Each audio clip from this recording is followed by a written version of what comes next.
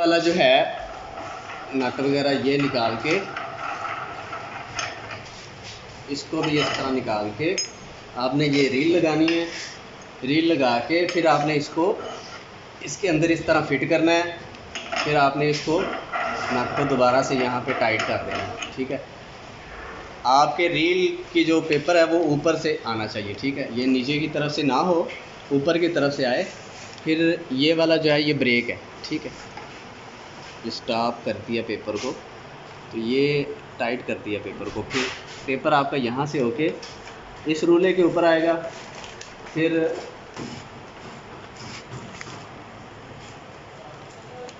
इस रूले से होता हुआ आपका पेपर ये वाले रूले पे आएगा। ऊपर ये जो छोटा रूला है, ठीक है, इस पे आएगा। इसके ऊपर से होके फिर नीचे से होके ये बड़े रूले पे आएगा।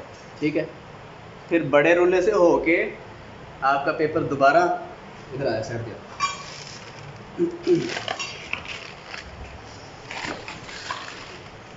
पहले छोटे रूले पे, फिर बड़े रूले पे, फिर जो है ये दोबारा से छोटे रूले पे, छोटे रूले से होके फिर ये आपका पेपर आया फ्रंट पे आया, ये फोल्डर के अंदर आएगा।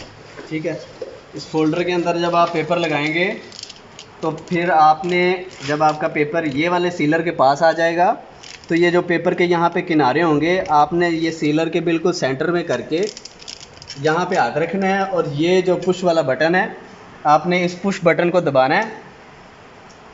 जब आप मशीन की सेटिंग कर रहे हो तो आपने ये बटन इस्तेमाल करना है, इस बटन को इस्तेमाल नहीं करना, क्योंकि ये बटन जो है ये मशीन को स्टार्ट कर देता है। ऑन ऑफ़ करने के लिए आपको ये बटन दबाना पड़ेगा। तो ये सेटिंग करने के लिए जब तक आप इसके ऊपर उंगली रखेंगे तब तक ये मशीन चलेगी। उंगली पीछे करेंगे तो ये रुक जाएगी। यानी कि आप इस तरह इसकी सेटिंग कर सकते हैं। पुश वाला बटन दबा के आप इसकी आहिस्ता आहिस्ता से सेटिंग कर सकते हैं। तो आपने ये पुश वाला बटन दबाना है और साथ में ये पेपर हाथ से थोड़ा नीचे की तरफ करना है ताकि ये जो पेपर के कोने हैं ये वाले सीलर के अंदर जो है फंस जाएं।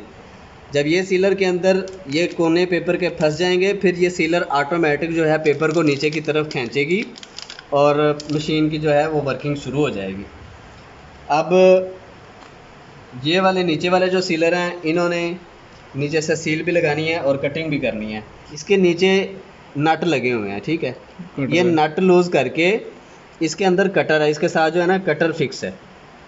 तो ये नट लूज़ करके अगर आप इस ब्लेड को थोड़ा सा पीछे करेंगे तो ये खाली कट लगाएगी पेपर को, उसकी कटिंग नहीं करेगी। ठीक है, कट लगाएगी, लड़ी बनती जाएगी। आप अपनी मर्ज़ी से जितने पीस तोड़ने चाहें तोड़ सकते हैं। ठीक है, अगर आपने अकेला पीस काटना है तो फिर आप इसको ये जो इसके अंदर कटर है, ब्लेड है, इसको सूतर 1.5 सूतर आगे रख के टाइट करें। ठीक है, अभी ये जहाँ पे सेट है अकेला पीस कटिंग होगी।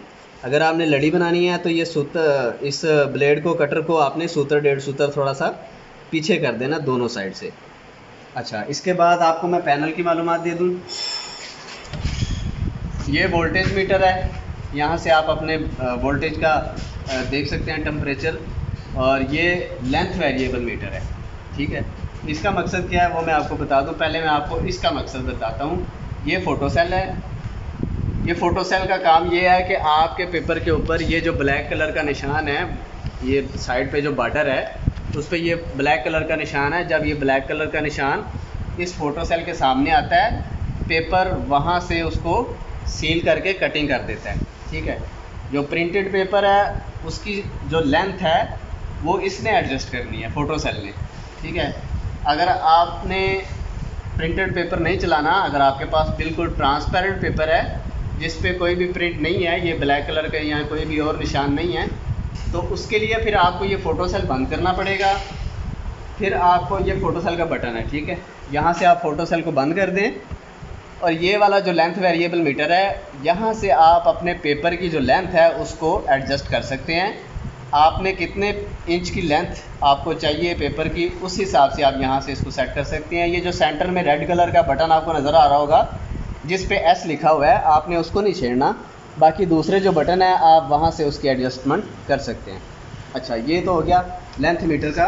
अब इससे नीचे आ जाएं, ये वाला बटन, ये मीटर और ये वाली लाइट जो है ये वाले हीटर की है। आप इसे हीटर भी कह सकते हैं, सीलर भी कह सकते हैं। इसके अंदर जो है हीटर है, पेपर को खींचते भी हैं और पेपर को सेंटर से ये सेंटर से सील भी लगाते हैं और पेपर को ऊपर से खींचते भी हैं। ठीक है, यहाँ से आप इसका ये वाले सीलर का यहाँ से आप इसका टेम्परेचर जो है वो सेट कर सकते हैं। अगर आपके पेपर की गेज जो है वो ज़्यादा मोटी है, आपका पेपर मोटा है, तो आप यहाँ से इसका टेम्परेचर बढ़ा सकते हैं। अगर आपके पेपर की गेज जो है वो हल्की है, पेपर बारीक है, तो आप यहाँ से इसका टेम्परेचर जो है वो कम कर सकते हैं। ये आप जब मशीन चलाएंगे तो आप चेक करेंगे कि आपका जो पेपर है उसकी सील ठीक से लग रही है या नहीं। अगर आपका पेपर जो है ये यहाँ से लीक होता है, ठीक है, तो आप समझे कि आपके पेपर के यहाँ से टेम्परेचर जो है हीटर का वो कम है, आप यहाँ से इसका टेम्परेचर बढ़ा लें। ठीक है, और अगर आपका पेपर यहाँ से जल रहा है, ठीक है, ज़्यादा जल रहा है, तो आप समझ लें कि आपके टेम्परेचर हीटर की जो टेम्परेचर है वो ज़्यादा है, यहाँ से आप इसका टेम्परेचर जो है वो कम कर लें। ठीक है, टेम्परेचर कम या ज़्यादा करने के लिए यहाँ पे ये जो है यहाँ पे जो डिजिट होंगे वो आपने सेट करने हैं। ऊपर वाले जो डिजिट होंगे वो जब आप मशीन चलाएंगे तब जो है वो टेम्परेचर बढ़ेगा आहिस्ता आहिस्ता से, और जब ये वाले नीचे वाले डिजिट के बराबर ऊपर वाले डिजिट हो जाएंगे तब समझें कि आपका पेपर टेम्परेचर जो है वो बराबर हो गया। अब ये जो नीचे टेम्परेचर होगा उसको आपने सेट करने के लिए ये सेट वाला बटन दबाना है।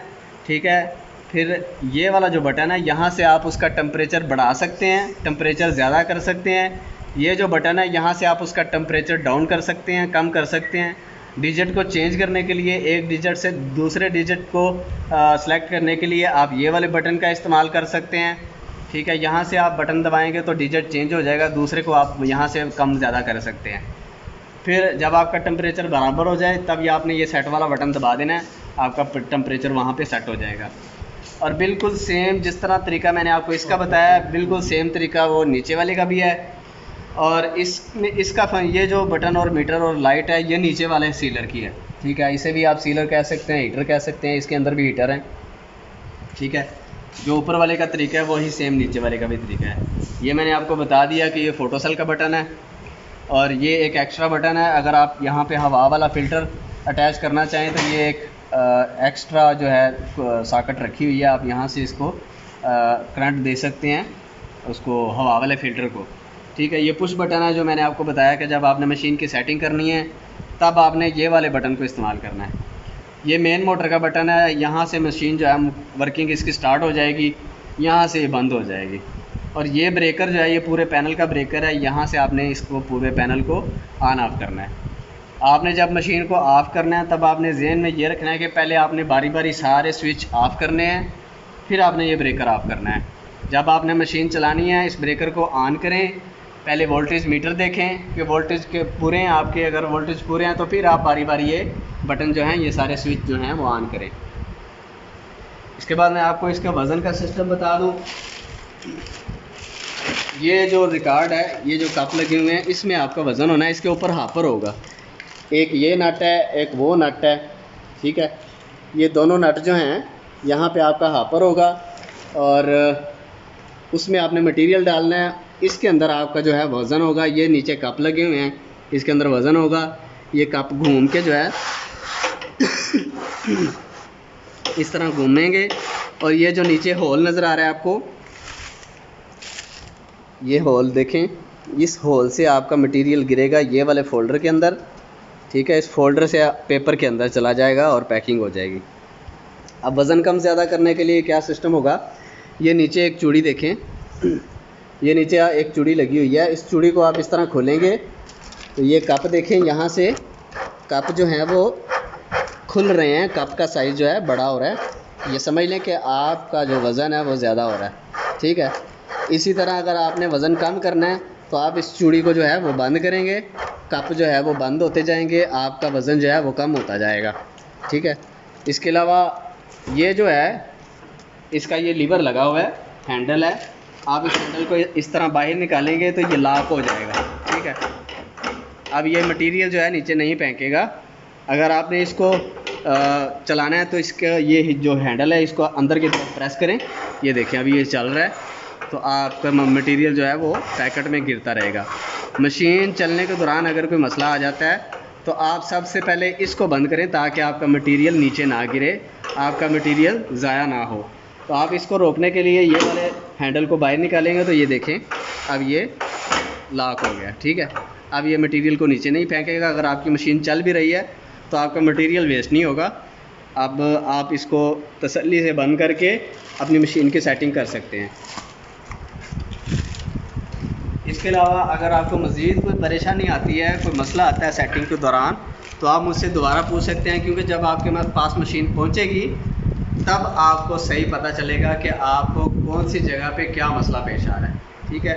तो जब आपको कोई मसला पेश हो, आपसे कोई सेटिंग ना हो रही हो, किसी चीज़ की समझ ना आ रही हो, फिर आप मुझे कॉल करके पूछ सकते हैं। मैं आपको दोबारा से उस पॉइंट पे, जिस पॉइंट पे आप अटके होंगे, उस पॉइंट की वीडियो बना के आपको दोबारा सेंड कर दूंगा, ठीक है। अगर आपको फिर भी समझ नहीं आएगी तो मैं आपको वीडियो कॉल पे जो है उसकी सेटिंग करवा सकता हूँ, ठीक है।